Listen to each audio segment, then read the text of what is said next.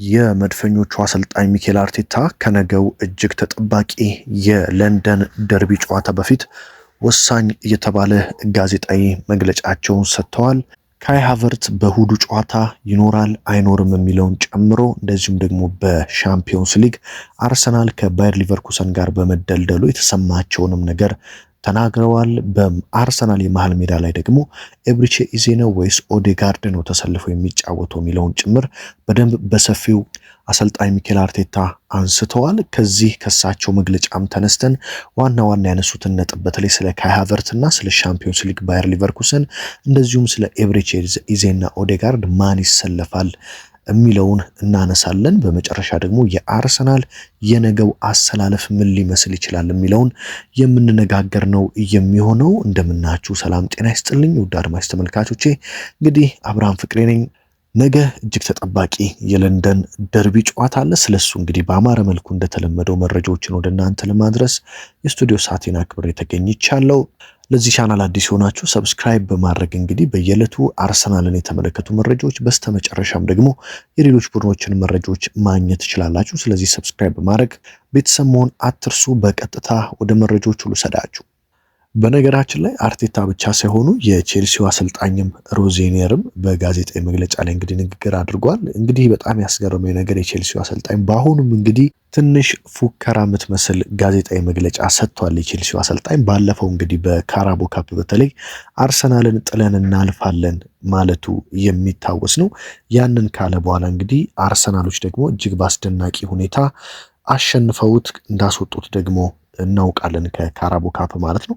ታዲያ እንዴት ከዛ ስህተቱ አልታረመም? በአሁኑ ዝም ብሎ ወደ ሜዳ አይገባም ወይ? ለምን ከጨዋታ በፊት ይፎክራል? የሚሉ በጣም በርካታ ሰዎችን ንግግር እየሰማው ነበረ። ታዲያ የቼልሲው አሰልጣኝ በነገራችን ላይ ምንድን ያለው እሁድ ዕለት አርሰናሎችን እናስጨንቃቸዋለን፣ ጨዋታው እጅግ በጣም ከባድ እንደሚሆንባቸው እነሱም ያውቃሉ፣ እኛም እናውቃለን። ስለዚህ ጨዋታውን ለአርሰናሎች እናከብድባቸዋለን ሲል ነው ይህ እንግዲህ የቼልሲው ወጣቱ አሰልጣኝ የተናገረው።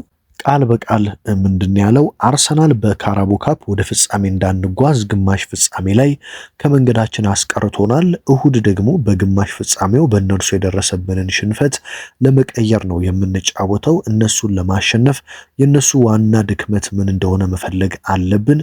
ይህ የኔ ስራና የተጫዋቾቼ ስራ ነው።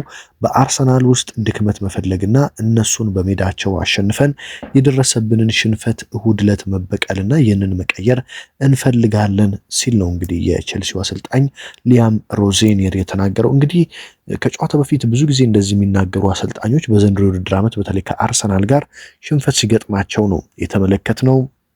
በቶትንሃም ቤት የተባረሩት ቶማስ ፍራንክም አሁንም የመጡት አዲሱ አሰልጣኝ ኢጎር ቱዶርም እንደዚሁም ደግሞ ራሱ የቼልሲው አሰልጣኝ ሮዜኒየርም በካራቦ ካፕ ከጨዋታ በፊት አርሰናልን እናሸንፋለን ቢሉም ሁሉም በአርሰናል ተሸንፈዋል። ስለዚህ ይሄ ነገር አሁንም ይቀጥላሉ ወይ? ከጨዋታ በፊት አርሰናልን እናሸንፋለን ያሉ ሰዎች አሁንም ይሸንፋሉ ወይ የሚለው እንግዲህ እሁድ ዕለት ምላሽ የሚሰጥበት ጉዳይ ነው። በነገራችን ላይ አርሰናል ትላንትና ከጋዜጣዊ መግለጫቸው በፊት አርቴታ ልምምድ እያደረጉ ነው። እዛው በልምምድ ማዕከላቸው በቴሌቪዥን የሻምፒዮንስ ሊጉን የእጣ ድልድል እየተመለከቱት ማለት ነው።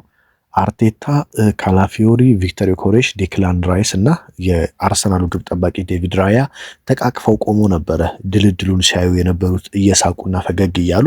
ታዲያ አርሰናል በጣም ጥሩ የሚባልና አስደሳች ድልድል እንደደረሰው እናውቃለን። በአንጻራዊነት ያው ቀላል የሚባል ቡድን ባይኖርም በአንጻራዊነት ግን የተሻለ የሚባል ድልድል እንደደረሰው እናውቃለን። ታዲያ አርቴታ በጋዜጣዊ መግለጫቸው ላይ ስለ ባየር ሊቨርኩሰን እና ዘንድሮ 4 ዋንጫ ስለማሳካት ተጠይቀው ነበር። ታዲያ አርቴታ በቀጥታ ምንድን ያሉት 4 ዋንጫ ያሳካ አይታችሁ ታውቃላችሁ ወይ ሲሉ የጠየቁ ሲሆን ከአላየንም ካላችሁ ለዚህ ነው 4 ዋንጫ ማሳካት እጅግ ከባድ የሆነው ሲሉ እየተናገሩ ሲሆን እንደምታውቁት እንግዲህ በፕሪሚየር ሊጉ 4 ዋንጫ አሳክቶ የሚያውቅ ወይም ደግሞ የኳድሬፕል ዋንጫን አሳክቶ የሚያውቅ ቡድን የለም በፕሪሚየር ሊጉ እስካሁን። አርሰናል ይህንን አዲስ ታሪክ ለመጻፍ እጁ ላይ እድል አለ። ለዛ ነው ጋዜጠኞቹ በመግለጫቸው ላይ ለአርቴታ ቀጥታ እንዴት ነው በሻምፒዮንስ ሊጉም በአንጻራዊነት ከሌሎቹ ቀለል ያለ ተጋጣሚ ደርሷቸዋል። ስለዚህ ዘንድሮ 4 ዋንጫ ልታሳኩ ትችላላችሁ ወይ ሲሉ የጠየቋቸው አርቴታም ከዚህ በፊት 4 ዋንጫ ያሳካ ቡድን የሌለው እኮ እጅግ በጣም ከባድ ስለሆነ ነው። እናውቃለን፣ በሁሉም ውድድሮች በጥሩ መንገድ እየተጓዝን ነው።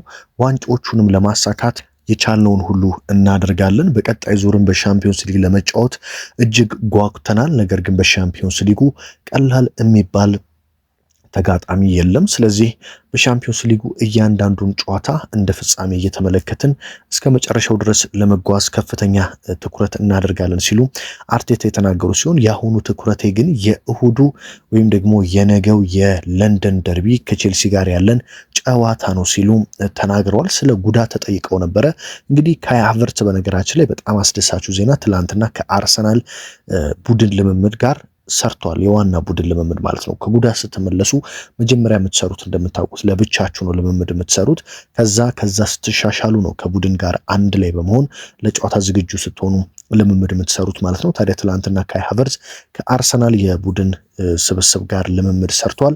ዛሬም የመጨረሻ የልምምድ ቀን ነው። ስለዚህ በዛሬውም የልምምድ ቀን ላይ ሃቨርትዝ ይሳተፋል። ከዛም በኋላ ነው አሰልጣኝ ሚኬል አርቴታ ሃቨርትዝ በቼልሲው ጨዋታ ይሳተፍ፣ ተቀያሪ ወንበር ላይ ይቀመጥ፣ ቋሚ ሆኖ ይጀምር የሚለውን የሚወስኑት ማለት ነው። ነገር ግን ለቼልሲው ጨዋታ ካይ ሃቨርትዝ ሙሉ በሙሉ ዝግጁ ነው። እንደኔ ግን ቋሚ ሆኖ ይጀምራል ብዬ አልጠብቅም። ካይ ሃቨርትዝ በተቀያሪ ወንበር ላይ የሚቀመጥ ነው የሚመስለኝ። ለዛ ነው አርቴታ ዛሬ ከኛ ጋር ልምምድ የመጨረሻው ልምምድ ያደርጋል። እሱን ልምምድ ከተመለከተን በኋላ እንወስናለን የሱንና የቤን ዋይትን ጉዳይ ሲሉም የተናገሩት ማለት ነው። ማክስ ዶማን ግን ከጉዳት ተመልሶ በአሁኑ ሰዓት ከአርሰናል የ21 ዓመት በታች ቡድን ጋር ጨዋታዎችን እያደረገ እንደሆነ ተናግረዋል። እዛ በደንብ ጨዋታዎችን ካደረገ በኋላ በአካሉ በደንብ ሲዘጋጅ ወደ እዚህ እንደሚያመጡት አሰልጣኝ ሚኬል አርቴታ ፍንጭ ሰጥተዋል ማለት ነው። በሌላ በኩል እንግዲህ አስደሳቹ ነገር በአሁኑ ምንም አዲስ ጉዳት የለም። እንዲሁም በዚህ ሳምንት አንድ ወይ ሁለት አዳዲስ ተጫዋቾችን ከጉዳት መልስ እናገኛለን። ነገር ግን ምንም የተጎዳብን ተጫዋች የለም ሲሉ አስደሳቹን ዜና ተናግረዋል ማለት ነው። ከዛም በኋላ ስለ ቪክተር ዮኬሬሽ ነው ያነሱት። ስለ ቪክተር ዮኬሬሽ ሲናገሩ ቪክተር ዮኬሬሽ ሁልጊዜም ቢሆን ለተከላካዮች ቅዠት የሆነ አጥቂ ነው። ሁልጊዜ የእኛን ቡድን ተከላካዮች ከልምምድ በኋላ ጠይቃቸዋለሁ። ቪክተር ዮኬሬሽ እንዴት ነው ብዬ ጠይቃቸዋለሁ ተከላካዮችም ከሱ ጋር ስትሰለጥኑ ምን ይሰማቸዋል ብዬ ስጠይቃቸው እጅግ በጣም ከባድ አጥቂ እንደሆነ ይነግሩኛል። እምቅ አቅሙን እናውቃለን። እሱ ያለ ጥርጥር ዓለማችን ላይ ከሚገኙ አስደናቂ አጥቂዎች አንዱ ነው። እነዚህን ችሎታዎች ማዳበር አለብን። በራሱ ላይ የሚጫነውን ጫና፣ ሚዲያዎች የሚጭኑበትን ጫና በደንብ እናውቃለን፣ ግምት ውስጥ አስገባለሁ። ነገር ግን ቁጥራዊ መረጃዎችን ስትመለከቱ ቪክተር ዮኬሬሽ በመኖሩ በጣም የተሻለን ቡድን መሆናችንን ነው። እሱ ባለበት ጨዋታዎች የማሸነፍ መጻሪያችን ከፍተኛ ነው። እንደዚሁም ደግሞ ብዙም የመሸነፍ እድላችን ጠባብ ነው። ስለዚህ እነዚህ ቁጥሮች ስትመለከቱ ለቡድናችን ምን እያደረገ እንደሆነ ትረዳላችሁ። እኛም የምንፈልገው ይህንን ነው ሲሉ በነገው ጨዋታ እንግዲህ ቪክተር ዮኬሬሽ ቋሚ ሆኖ የመጀመር እድሉ እጅግ ከፍተኛ እንደሆነ አሰልጣኝ ሚኬል አርቴታም ተናግረዋል ማለት ነው።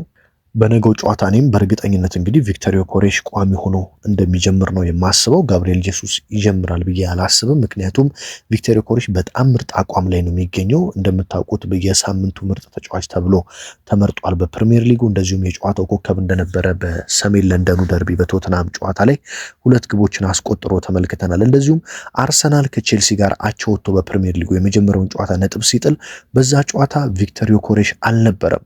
በመቀጠል ግን በካራቦ ካፕ አርሰናል ቼልሲን በደርሶ መልስ ሲያሸንፍ በሁለቱም ጨዋታዎች የቪክተር ዮኬሬሽ ሚና እጅግ የሚለይ ነበር። ስለዚህ ቪክተር ዮኬሬሽ ለትልልቅ ጨዋታዎች በተለይ በጣም አስፈላጊ ተጫዋች መሆኑን እያስመለከተን ነው የሚገኘው። በትላልቅ ጨዋታዎች ላይ በጣም ገራሚ ቁጥራዊ መረጃዎችን እያሳየ አርሰናል እንዲያሸንፍ እየረዳ ነው የሚገኘው። እሱ በሌለባቸው ትልልቅ ጨዋታዎች ነው አርሰናል ብዙ ጊዜ የሚቸገረው ማለት ነው። ስለዚህ መድፈኞቹ በነገው ጨዋታ በእርግጠኝነት ቪክተር ዮኬሬሽን አርቴታ ቋሚ አድርገው እንደሚጀምሩት እኔ በግሌ እጠብቃለሁ። በነገራችን ላይ የነገው ጨዋታ የሞት ሽረት ትግል ጨዋታ ነው።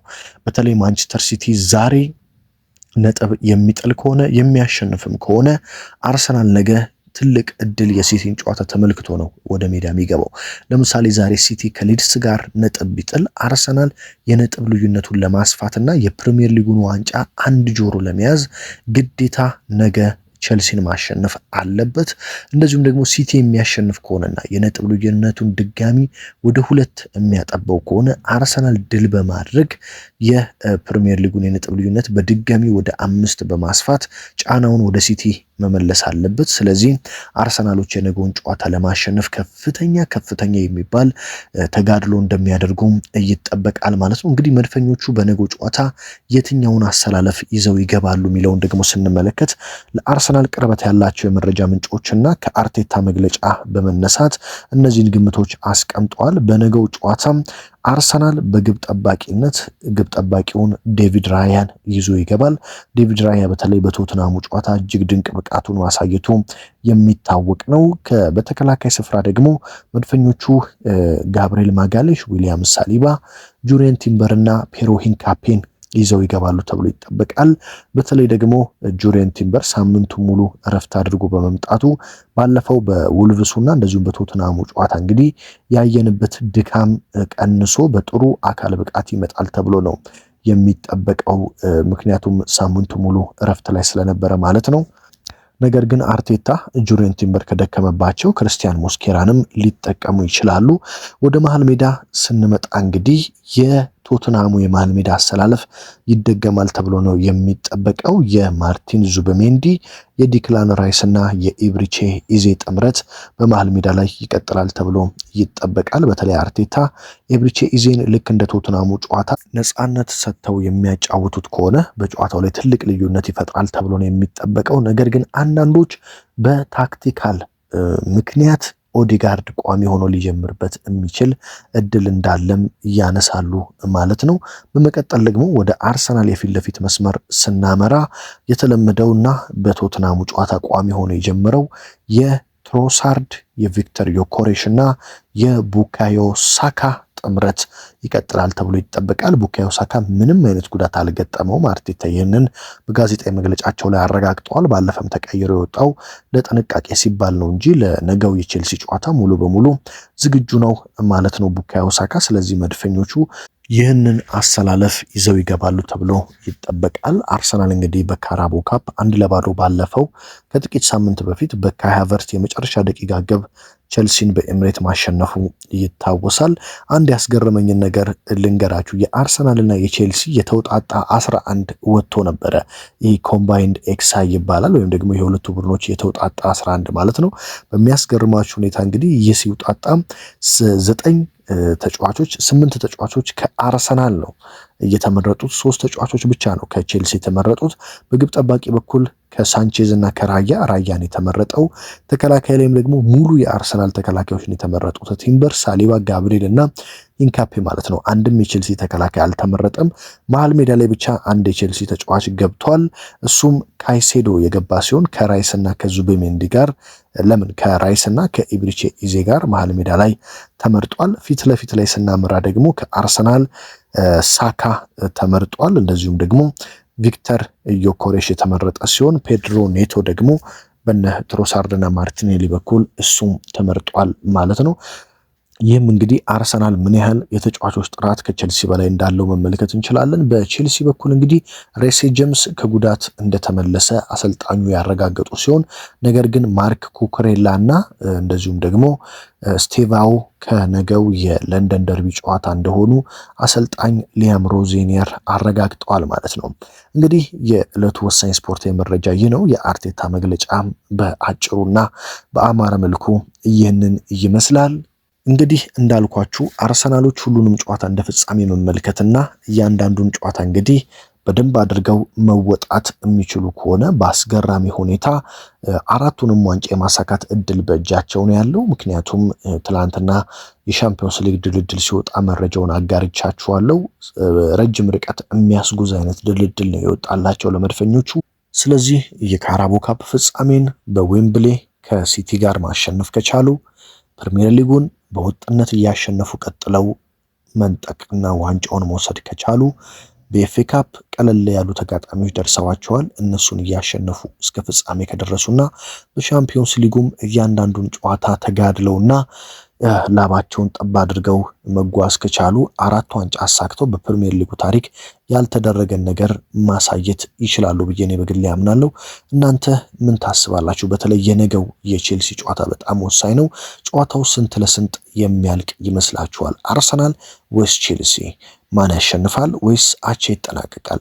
ዛሬስ ሲቲ ከሊድስ ዩናይትድ ምሽት ላይ ጨዋታውን ሲያደርግ ምን ሊፈጠር ይችላል? ሐሳብ አስተያየታችሁን ኮሜንት ላይ አስቀምጡልኝ። ሀገር ውስጥ ከባህር ማዶ በመሆን በየዕለቱ መረጃዎችን በመከታተል ከጎን የሆናችሁትን ውድ አድማጭ ተመልካቾችን ከልብ ላመሰግናችሁ እወዳለሁ። በሌላ መረጃ በሌላ ጥንቅር ደግሞ እስከምንገናኝ ድረስ በያላችሁበት ሁሉ ሰላም ተመኘሁላችሁ።